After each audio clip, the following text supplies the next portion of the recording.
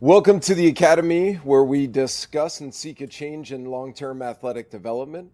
My name is Ben Wellenbach, and I am the dad of two girls, strength coach, and owner of Be Well Fitness. It is my desire to help educate and shift the way our current culture operates regarding long-term athletic development. I was in my second week at my first training position here in Illinois, gathering my plans for the day and reviewing my schedule when a manager approached me and asked for my help. He said another trainer did not show up for a session and he would really appreciate it if I stepped in and worked with this client. Little did I know this man would shape the next chapter of my life more than I would have known. In our very first meeting, Father Steve told me how important training was to him. He had his work at the church, training, and the movies. That was all he cared about. The training was as sacred to him as any other time. He had to use and utilize this to fuel his work at the church. The better he took care of himself and the better he took, that allowed him to better take care of others. He had lofty goals, which he worked hard to achieve in every session. We trained hard, we spoke about spiritual things, and had a lot of laughs about all things pop culture. The time became sacred to us both. Now, as I do with every guest on the podcast, I will pair each guest with a sneaker from the Nike collection that best represents them. In 1982, Nike introduced the Nike Air Force One. This shoe was an instant success. It was more durable and resilient than its competitors. It became a classic shoe that gave way to other artists and designers putting their own spin on the design while keeping the integrity of what it was, a standard. I chose the off-white, black-white colorway for Father Steve. When Virgil Abloh designed these, he kept the classic, with subtle yet significant changes. They're not loud in your face shoes, yet everyone who sees them know they are not just basic. They are unique, they are strong. Like these shoes, Father Steve redefines what the stereotypical classic clergy looks and acts like. He is not loud in your face, yet all who see and know him know he's not just the basic clergy. Father Steve, I can't thank you enough, and welcome to the very number 14 podcast. So I look forward to lessons learned for long-term athletic development. Okay. You forgot to tell them something that's important. Okay. You're my godson. Well, that is very true. That is something that I hold very sacred because that organically developed over our time together. But you know what that means about me? I'm the godfather. Kiss my ring. Yes. Well, do you remember when you had me pushing those cars up a hill? I do. That was a lot of fun. I look back fondly on that. Well, look. And some of my other favorite moments were it was like you would have me do things and I'd be like, I think I might die. But and every time I would tell you, you're not going to die. You're not going to die. There's no. The other thing is, I'll just say it. I'm like a Be Well Fitness champion. Like I'm a legend. Absolutely. And as far as that goes, that's why I've had to keep sending you shirts because they've all ripped. That's true. Was I the first Badass Challenge winner? You very well may have. I can go back and check the first one. I think I was. Well, it wouldn't surprise me. After all, you trained me. I mean, I don't want the audience thinking that we cheated. It was not no fixed. No way. I think that the standard was definitely set. How about that? And then I had strategery going on. Remember that? Of course, because we trained for it. I knew exactly how to train you. It was like letting the other people go first, and I was like, if I could just get one more, Just one. more than that person, That's all I'm it gonna takes. So it's like, after you, sir. No, I insist. After you. They thought you were just being so nice. I'm being so polite. Boy, that guy's polite. No, it was. Man, a that Father total, Steve. It was a he is- psyop, is what it was. It was a total psyop. That Father Steve, he was nothing but nice. But They were did trying to he- intimidate me by sheer brute force, and I'm just like, I Yep. got a plan here. I got a plan. No, You but know, that was a lot. That's a lot of fun. I have such fond memories of that. I had, if you remember, we pushed your car. It wasn't just any car; it was your car, Yeah, that's true. and I had to figure out how to put that thing in neutral and stop it and start it and. No. Do you remember we were doing that in a park and we got thrown out? I They were asked to leave. we're in South Park in Lake Forest. Yes. It's like, you can't do that here. We found another park to. We did. That's all we Have did. mischief. We were completely undeterred. We just found another place to go. It's fine. I mean, you want to toss us here? We'll go somewhere else. Exactly. So So enough about me. What are we talking about? no, this is all about you. You know, we talk so much that say. You hear so often. How about this? You hear so often this mind, body, spirit. Uh-huh. And I really think the spirit is, let's say, not really known. I think we throw out the word spirit because it's just something in the vocabulary. I think what I would love to do today is get a take. It's not the take, but it's a take on what we can all do, regardless, let's say, of, you and I are Catholic, but regardless if you're Catholic or whatever religion you practice, or let's say you don't practice a religion, but you think of yourself as spiritual, what things we can do, what things are in the Bible that both describe, but also that say are role models as well. Sure. So but before that, I would love to know, or I would love people to know, what was like childhood like for you? How many brothers, how many sisters did you, were you into playing a lot of sports? Were you active? Were you not active? Was stuff structured, unstructured? I thought you weren't going to ask me any personal questions. I have a kind of, as you know, I have a kind of particular disposition. I Yes. don't like things to be too structured. I don't like being bossed around. Yes. So I didn't exactly excel in sports Okay. because I didn't like to be told what to do when I was a kid. Yeah. So it really became, and also I'm an introverted guy, so very like thoughtful and interior. Yeah. So I gravitated towards things that, or sports or athletics that were more akin to my own personality. So, and I liked the weights. I liked weightlifting. I liked the fitness aspect of it. I liked kind of the personal kind of challenge of those things. So that's where I gravitated. That's where I excelled. I like bodybuilding, Yeah. and all those things are more like, I would say, interior sports. It's like, who's your main competitor in those types of things? It's you. Yeah. It's you. Even if you're engaged in some type of like strength competition or a bodybuilding competition or something like that, sure, there's other people in the room, but you really have on that moment that you're on, you're competing against yourself. You're competing against your last personal best, or you're competing against, something that you tried to overcome from the last time. So that would be my kind of insight into athletics.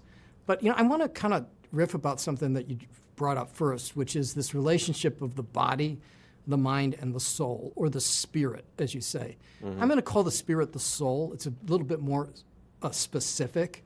Aristotle, the Greek philosopher Aristotle, considered the soul to be the animating principle of the body.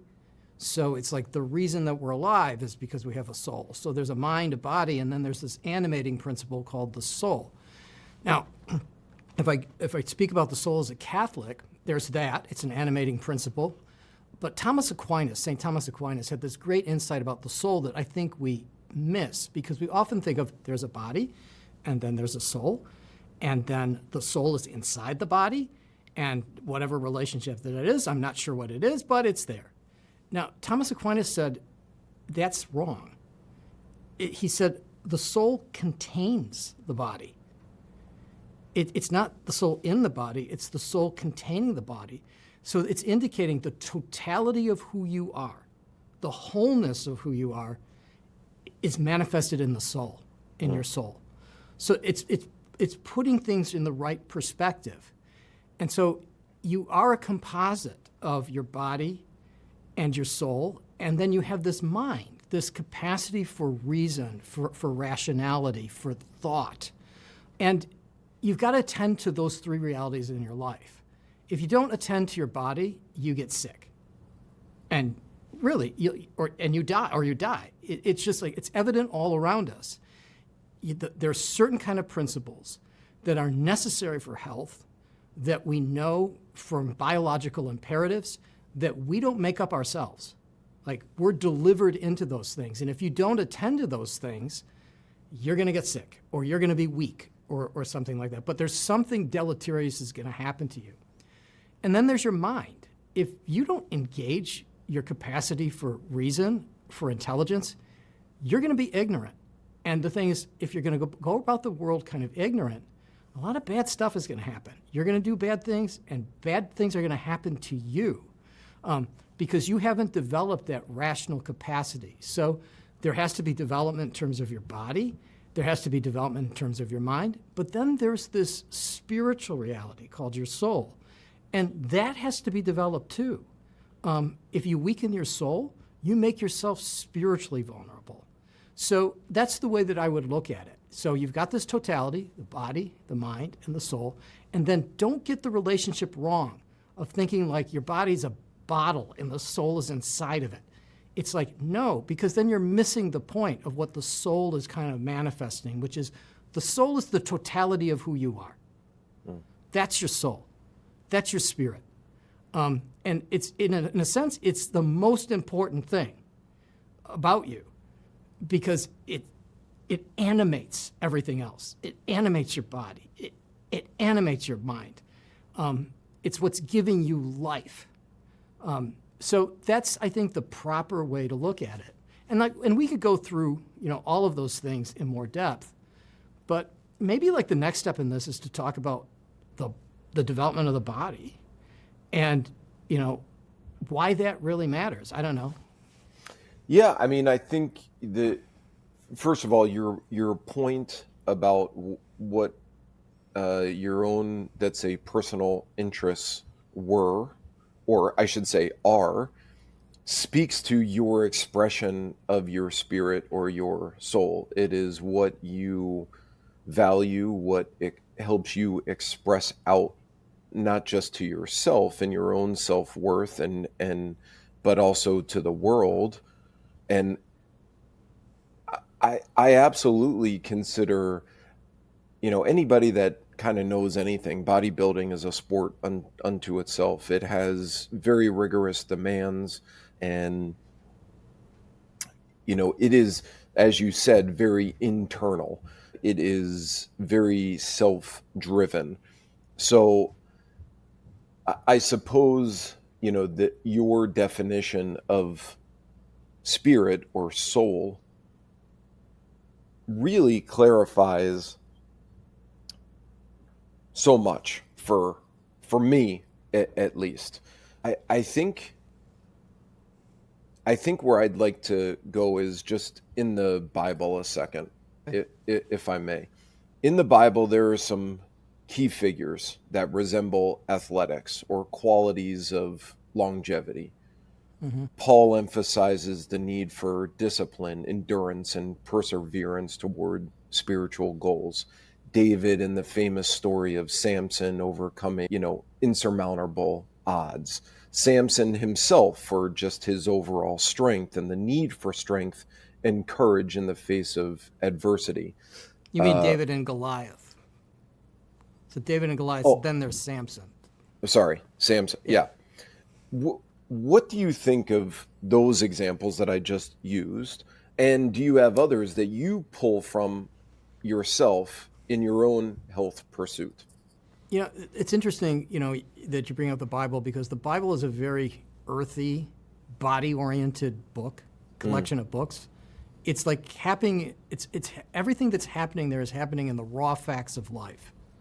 So it's like bodies and blood and suffering and accomplishment and death, and all those things are happening all the time, and they're happening to particular individuals. But you also see qualities of character that are manifesting themselves. So like Paul's emphasis on endurance and the willingness to suffer, the willingness to kind of do the extra mile. And he positions that in terms of one's faithfulness, one's fidelity, but he likens that to an athletic competition. Like, that's the imagery that he uses. Like, the best way to understand the spiritual life for St. Paul is say, well, look at the athletes. Look at what they're willing to endure. And that's just an earthly goal. And that if you're a believer, you got heavenly goals. So, add that to the mix. And then you have kind of heroic figures. Like you mentioned the story of David. And David is just this kid who's kind of picked out of nowhere. And he has to face down this menacing, mountain of a human being.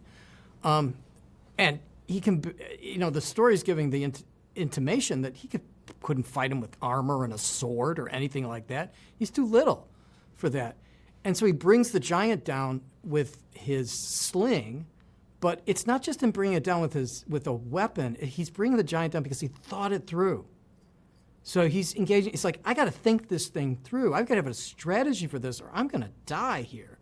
So, he's in the moment of decision, and his mind has to be razor sharp in that, and then correlate to the skill of his own physicality. So you got that.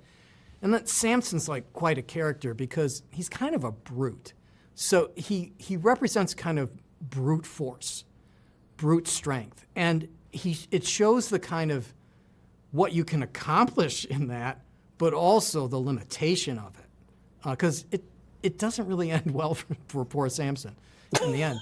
But the thing is but then there's a lesson there. It's like brute strength, brute force, you can get a lot accomplished there, but if you don't have something to complement that, you're going to end up in kind of a precarious situation. So there's wisdom about the body, there's wisdom about character in the Bible that I think is helpful for athletes. So... Oh, and the other thing is, I'll add to that. Yeah. Some of the most religious people I've ever met have been athletes. It's like, I swear, and this is anecdotal, but in my experience, religiosity tracks higher in athletes, particularly athletic men, than in the rest of the general population. And I've met quite a few. Yeah. And the thing is, it's just amazing to me. And even if you kind of pay attention to sports, you see religious testimony more in sports than in any other public endeavor. And it's sincere. It's sincere. I mean, sometimes people mock it and stuff like that, but the athletes have sincere religious convictions. They've got this kind of transcendent framework that enables them to orient themselves properly in terms of their accomplishments, but also their sense of self, because they're able to say something that a lot of accomplished people might not say. Yeah, I did this, but there was a higher power that I dedicate this to, but also that was driving me, that was helping me all along. So it's not just about me. It's not just about me. It's about something greater than that. Yeah. And I think that that's edifying. It really is. Like, where else in the culture do you hear that? Because, in the culture, it's like me, me, me, me, me, and look what I did, and look what I did. But you look at some kind of athletes, and they're willing to say, it wasn't all me. We had the team, we had a coach, Yeah. and ultimately we had God. God's involved in my life, and that kept me on the right path. That kept me focused and enabled me to do this not only well, but to do it virtuously. Yeah.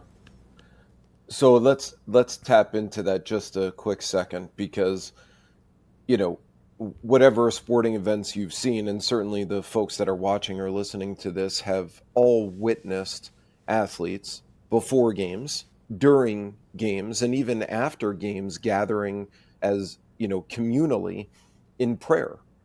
So the way I see it, they're tapping into some sort of their spiritual inner voice. What do you think prayer has on performance? Or I'll leave it at that. Okay. Well, I've got this kind of hypothesis that, we live in a world, it's a material world, that we're matter, we're made of stuff, we're bodies and things like that. There's this whole biological dimension to all of existence, and we're in a world that it's real and it's raw. Prayer is kind of like, for us humans, the soul of being in the world. It's like an animating principle in which we recognize not only our relationship to Earth, which we're grounded in, but that's not all there is. We're also oriented towards heaven, higher things, that there's a kind of hierarchy that we're embedded in. And so if there's a horizontal dimension of life, which is all the bodily things and all of their various expressions, athletic endeavors being one of them, there's a vertical dimension of life that manifests itself when we pray. And think about like all the types of bodily oriented things when you're suddenly compelled or provoked to pray. Because there's organized prayer and the prayer that we choose. But think of all the moments in life when you're like, okay, the prayer just rises naturally, like, God help me with this. God help me with this situation. But that's like the vertical, the ascendant directionality, the soul-oriented directionality of the person kind of breaking through into the world. And it's no surprise to me that prayer gets so integrated into athletic endeavors, because when you're engaged in an athletic endeavor of any kind, something's at stake. Something's at stake. And even if it's like a small thing as a local victory, and on a team and something's at stake. And when there's something at stake in terms of human experience, we're inevitably going to be in the position, well, God help me with this.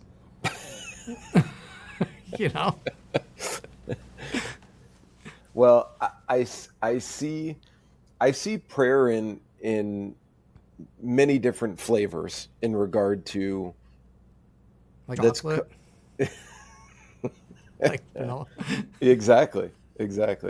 Maybe sometimes it's a little bit spicier, sometimes a little bit sweeter, but sometimes it's bland. Yeah. Like sometimes I think people do it because they feel anxious.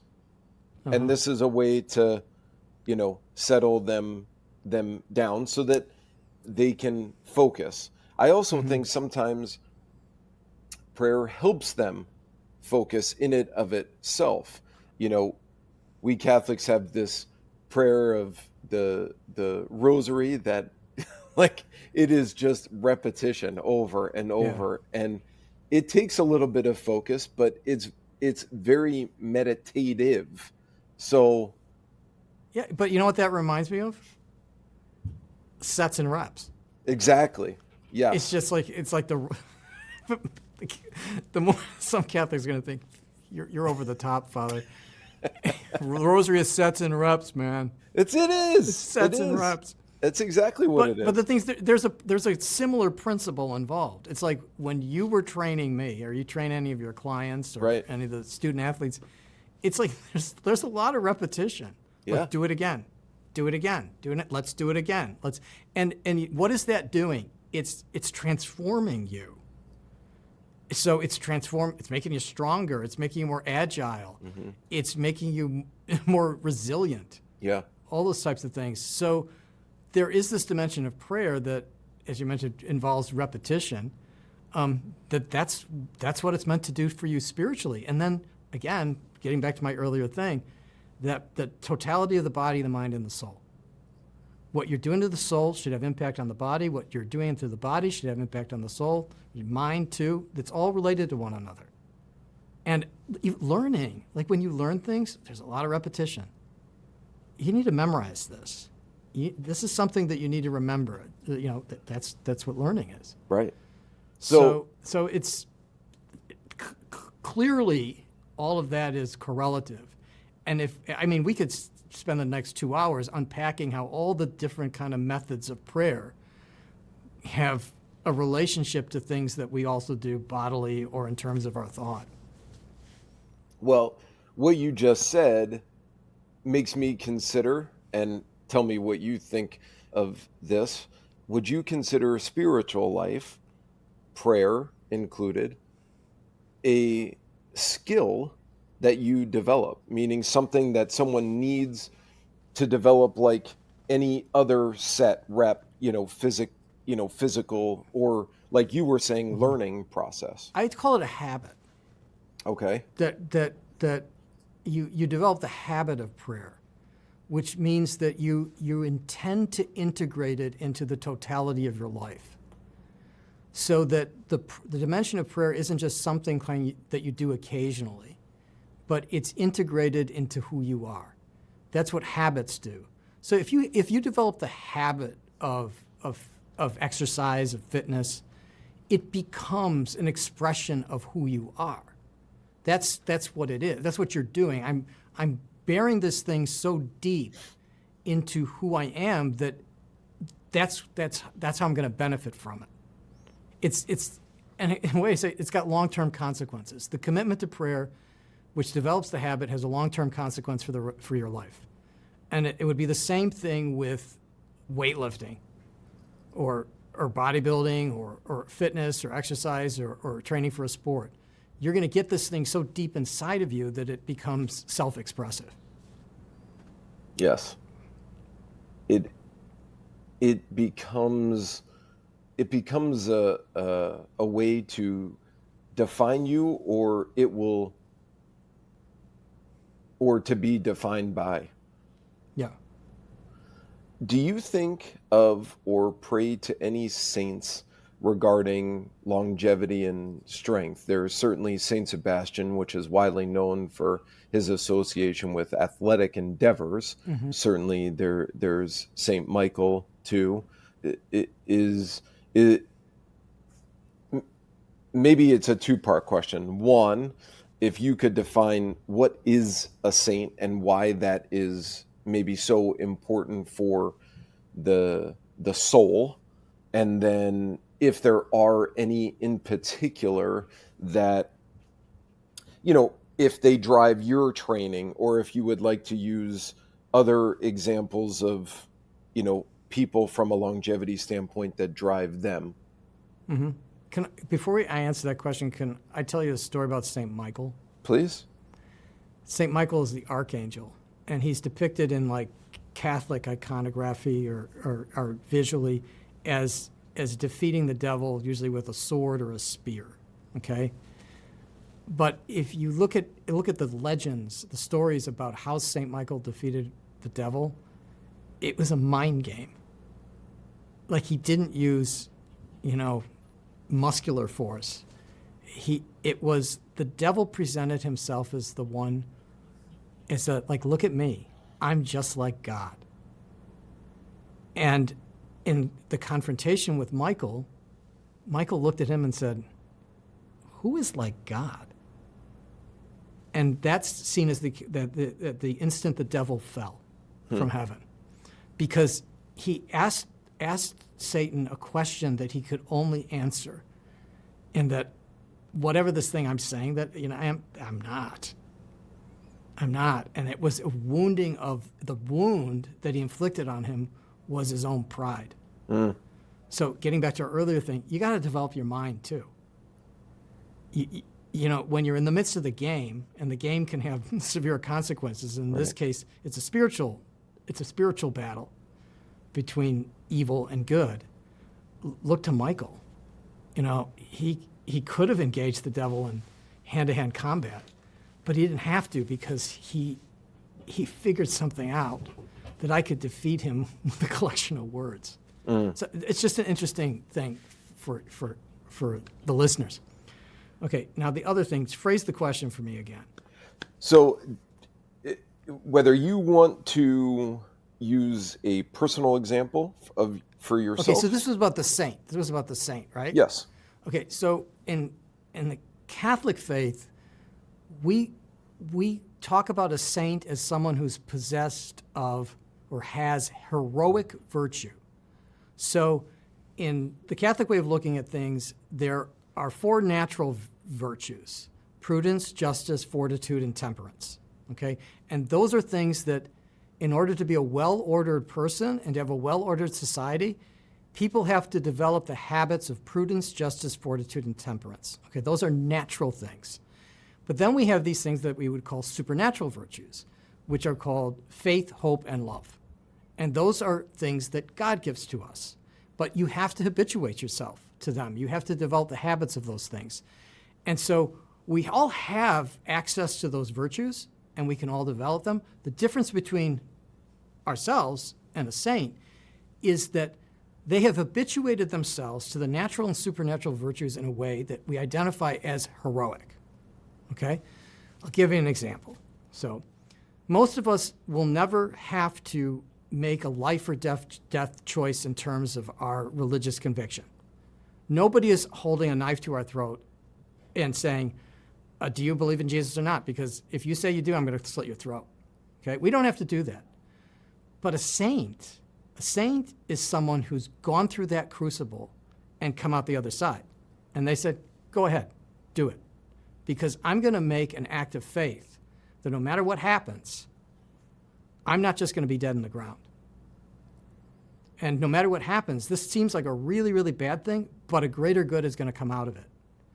And when a saint manifests that level of virtue, we would say that's heroic. That's heroic virtue.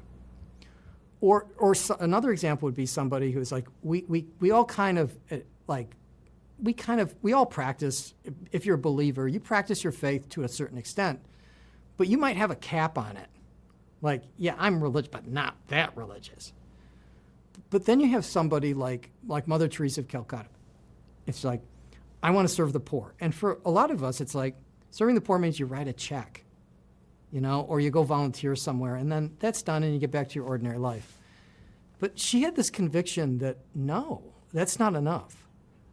I have to dedicate the totality of my life to alleviating the suffering that God has placed in front of me in the poor.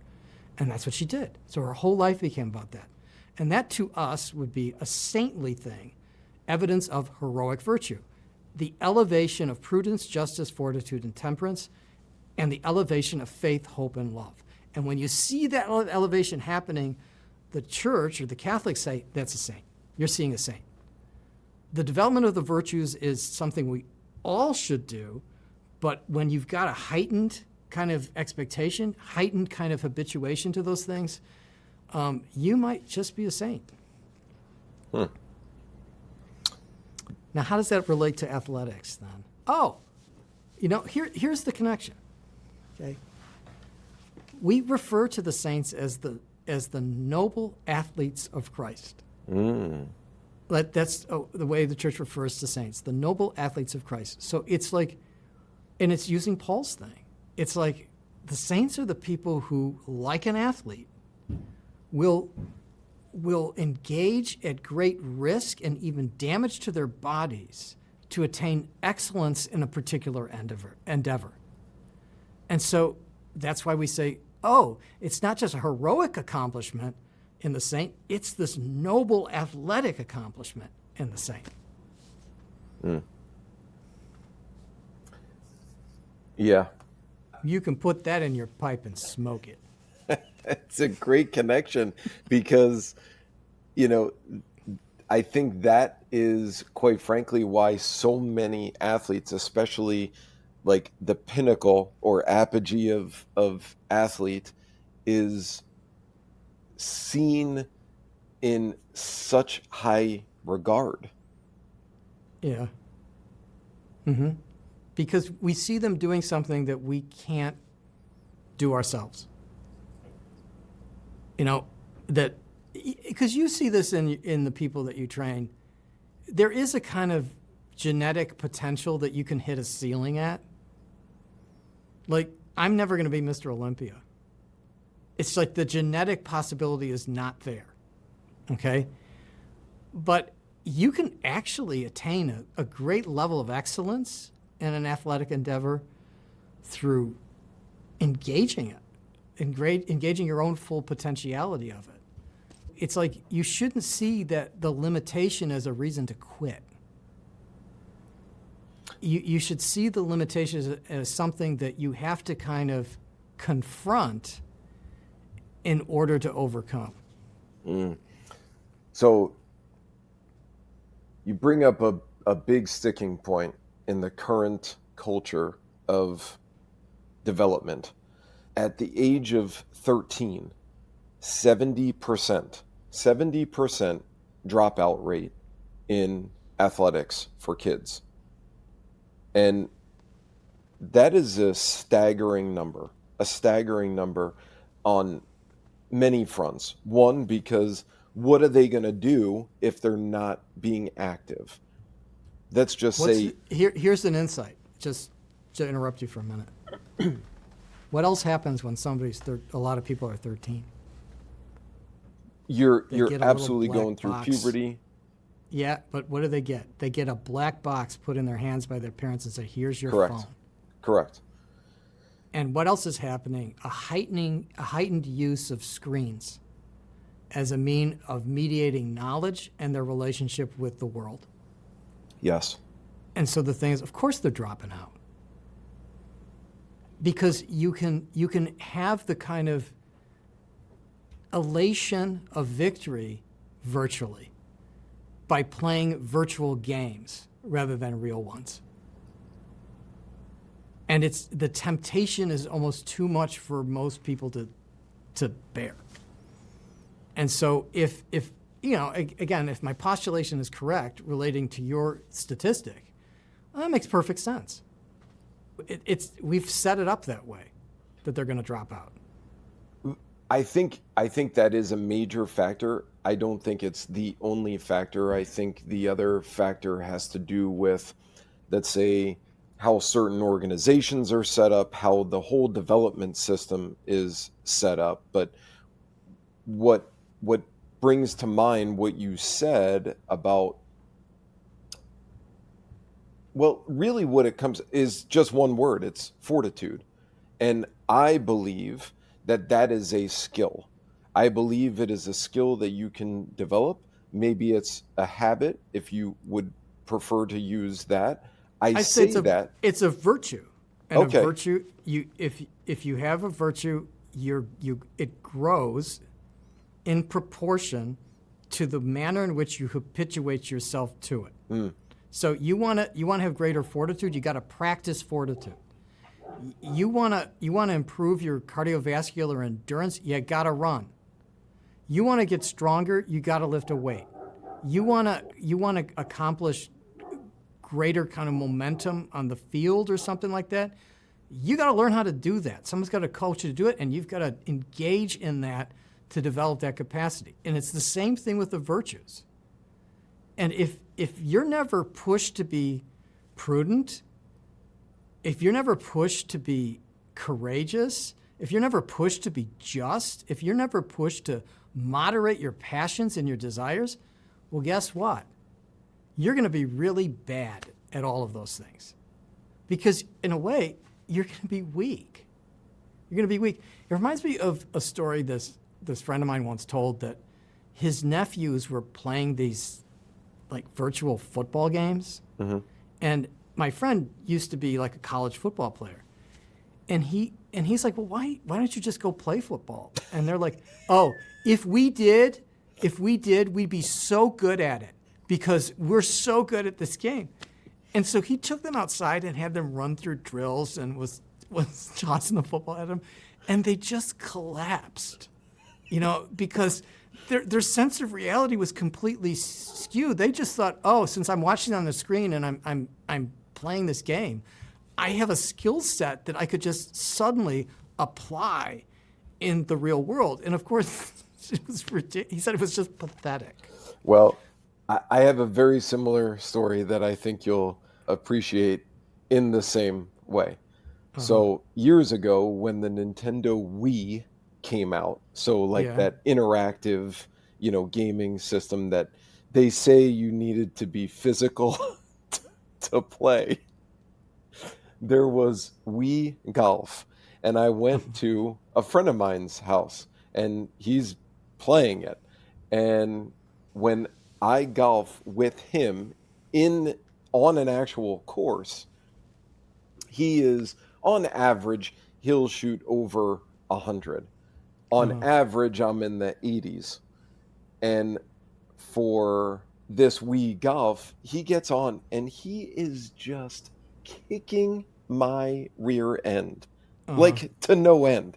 And me, of course, I'm getting fired up because I'm saying, okay, let's go to the course across the street and play. But I mean, from reality to virtual. There's such a marked difference. Did you take him across the street? I've taken him plenty of times across the street. And he sucks, right? Yeah. So my point is very much in agreement with you that these virtues, as they are called, need to be practiced, need to become habitual for just like any other skill in athletics or health, quite frankly. I mean, this whole podcast, the intention of it is to promote long-term development. And when we talk about long-term development, a lot of that gets spotlighted on kids. And I think we quickly lose sight that 75% of our life is spent as an adult outside of competitive athletics. Right. And, I think these virtues, if practiced, in principle, should translate to your physical or bodily health, your mental health, and then your soul or spiritual health. Yeah. Because to your point, that is the totality. Right. And we've got these hunter-gatherer bodies. Like, we have pre-modern primitive bodies that we're kind of trying to kind of position in things that are actually destructive. So the amount of times, because our work has changed, there isn't a lot of physical labor that a large segment of the population are doing, and they're sedentary all the time. They're all the time. We don't have to kind of gather or hunt our own food, which would be an expenditure of energy and require a certain level of fitness and things anymore. And the food itself is engineered. It's been so it's a simulation of what we would receive or gain naturally. So there's all these things that are placing our physicality, our physical existence out of place. And another would be this kind of strange understanding that there was a period of time in my life when I was active and I was young. And then I wasn't anymore because you don't do those things when you're older. When it's like, actually, your body doesn't work that way. Your body and your mind and your soul want to be active. They want to be engaged. They want to be moved around and used and challenged and stuff like that. And if they're not, you might have kind of a very superficial sense of satisfaction in your life. Oh, like that pizza was so great. And oh, I'm taking another nap again and things like that. And you're enjoying those things, but you're not optimizing the reality of who you are as a corporeal being. you're acting as if you've been disembodied, and you never will be until the day you die. And so it's kind of like when you're young and you're engaged in these athletic endeavors, you're supposed to be habituating yourself to a sensible course of action that should be in some way part of the rest of your life, which is strength and movement and mobility and all those things. You need those things for the whole of your life, not just when you're young, and especially when you're not young. Because when you mitigate those things, the deterioration of your physicality and the consequences of aging are just going to catch up with you. Let's close with this, because A I lengthy think prayer. 25 minutes later, they were still praying.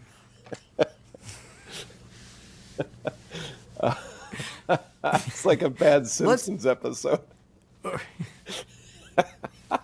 I want to talk about Shoresy episodes. Oh my God. Don't get me started. Because the thing is, you've got the Shoresy beard kind of going there. The amount of joy that show brings me is so great. Do you remember when they were in the karaoke bar? Of course. And he was singing? Whenever I want to like laugh, I try to find that on like YouTube and watch it. So it's so absurd. Well, not only that. So or when he's insulting. Anyways, we're off on a tangent. Let's go with it. You say it. Tell me a Shoresy story. Tell me a Shoresy story. This is what happens in the gym. You know, I mean, this is all the banter that happens. So a year ago, I bought a T-shirt that says "Set the Tone," and it is, you know, if you've ever watched the show, you would certainly understand it. But anybody that plays hockey or sports, that phrase of "you got to set the tone," they're at the very least familiar with. And so I'm walking through the airport with a shirt that says "Set the Tone," and I can't tell you how many people's heads just kept turning and looking at my shirt because of Shoresy. Yeah, because it's like a secret language. But do you remember like how many times like we would be training in something and then I would go off on a tangent and I'd be like talking about like Plato's Republic or some archaic, you know, saint story, or like it's, you know, in the Bible they have this and this and this, and you're like, yeah. Look, but here's the thing. But then the thing is you were taking it all in. I was taking it all in, because here's the thing. You know, you're talking about, you know, exercising the mind, right? Uh-huh. I also see exercising the mind as squeezing certain things out of it as well. Yeah. Because sometimes we get so cerebral that it almost paralyzes the physical. Yeah. So, you know, sometimes my wife will even say, you know, she'll ask how the day was, and you know, I'll start saying stuff, and of course I'm never, you know, talking specifically about someone, but she'll ask me, you know, just in general how things were, and the some of the stories and things people will say or reveal or entrust in us as coaches. She kind of jokingly says it's like you're a bartender, or it's like you're in confession, because to me, I feel like for some people, especially and including myself, I have to flush out sometimes the mental fog to be able to actually focus on the physicalness of what I'm doing, because you know, if I'm too up in my head, which happens often, I don't fully get to express or, let's say, absorb the physical. Yeah, you know, and here's like another insight related to that, where intense physical activity helps you stay sane. No doubt about it. Because the thing is that, because it's at times like you put a whole bunch of plates on a bar and say you're going to deadlift this. Yes. And I began to notice that the only time I was really struggling to do it was because my mind was filled with such crap. Yes. But if you just kind of overcame that and picked the thing up, and then even picked it up multiple times, it's like there's a chemical reaction, a biological reaction, but there's a psychological reaction that clears a lot of the muck out of you.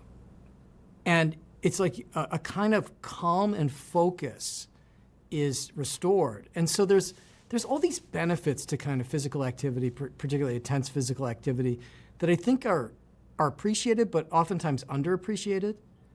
That it might be, somebody who's, struggling psychologically at a particular moment or emotionally, like the best thing that they might need to do is do a deadlift.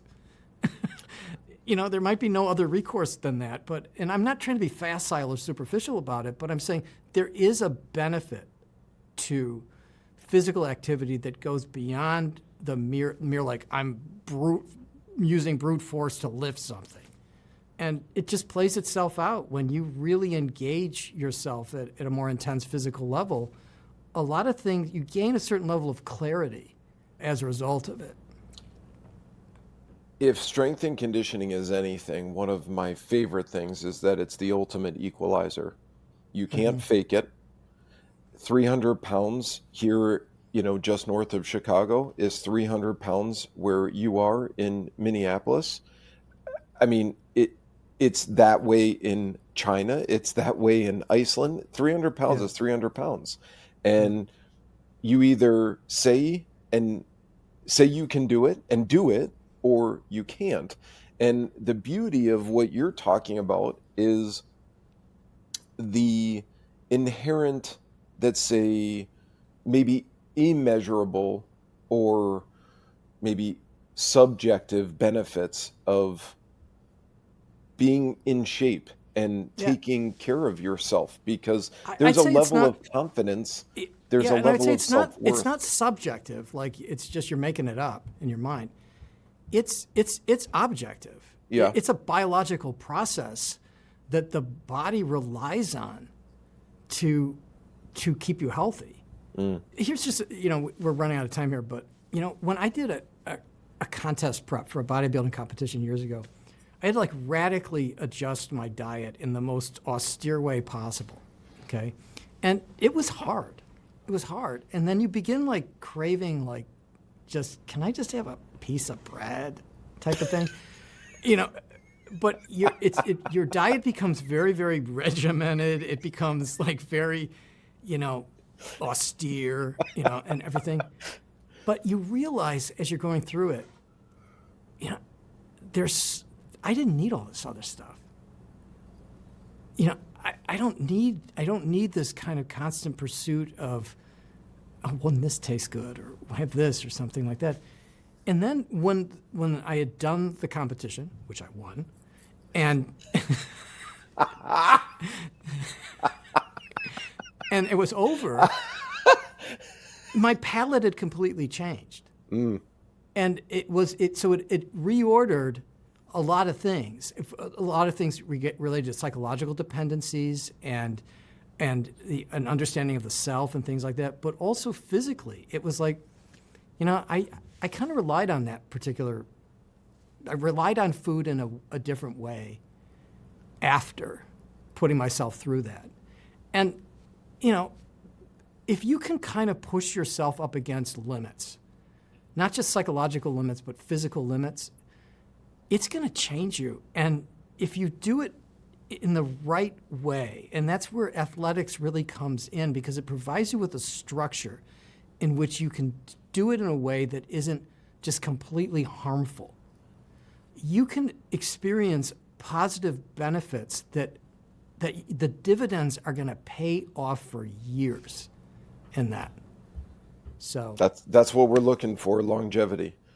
So what I will close with is, Prayer, a very lengthy prayer.